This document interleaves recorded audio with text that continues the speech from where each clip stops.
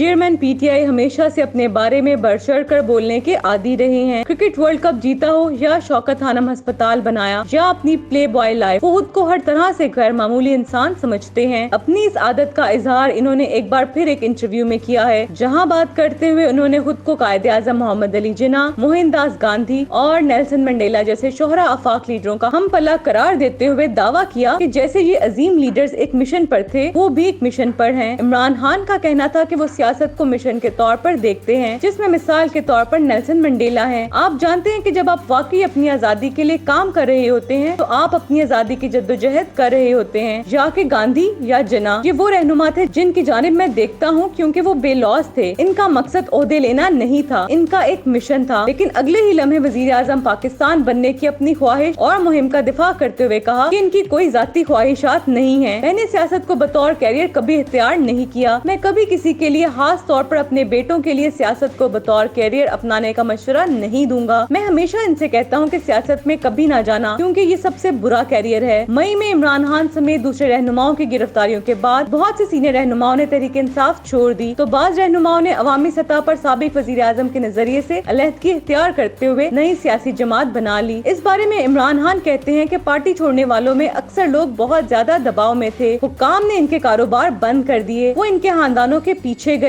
इस मुल्क में पहले ऐसा कभी नहीं हुआ। हुक्काम इन रिश्तेदारों के पीछे गए सिर्फ इसलिए कि वो तहरीक इंसाफ की पार्टी को छोड़ दें। इन्होंने इन्हें डेड सेल्स यानी एक छोटे से कमरे में बंद कर दिया। वो आपकी जबान बंद करवा देते हैं। इमरान खान के ख्याल में हुकूमत इनकी जमात को कुचलने के लिए तमाम तर जोर लगा रही है। मेरी पूरी सीनियर क़यादत या तो सिलाहों के पीछे है या रूपोश है। इन्होंने इन्हें जेल में डाला, इन पर बहुत दबाव डाला। बहुत से लोग जेल के हालात को बर्दाश्त नहीं कर सके क्योंकि ये साल का गर्म तरीन वक्त है। इन गैर मामूली चैलेंजेस के बावजूद जिनका वो अब सामना कर रहे हैं, इमरान खान कहते हैं कि अब भी वजीर आजम बनना मेरी जिंदगी में सबसे मुश्किल काम था। इन्होंने मजीद कहा कि मैंने कभी एक दिन की छुट्टी नहीं ली, सिवाय इन 5 दिनों के जब मैं कोविड का शिकार हो गया। मैं बिस्तर पर रहा, वरना मैंने कभी कोई छुट्टी नहीं ली। और ये सबसे मुश्किल काम था जो मैंने अपनी जिंदगी में किया। ये सिर्फ काम था और कुछ नहीं। वजीर आजम बनना आसान नहीं था। पाकिस्तान तहरीक इंसाफ के चेयरमैन इमरान खान को इन दिनों मुतअद्दिद मुकदमात का सामना है, जिनके हवाले से इन्हें आए दिन इस्लामाबाद और लाहौर की अदालतों में पेश होना पड़ रहा है।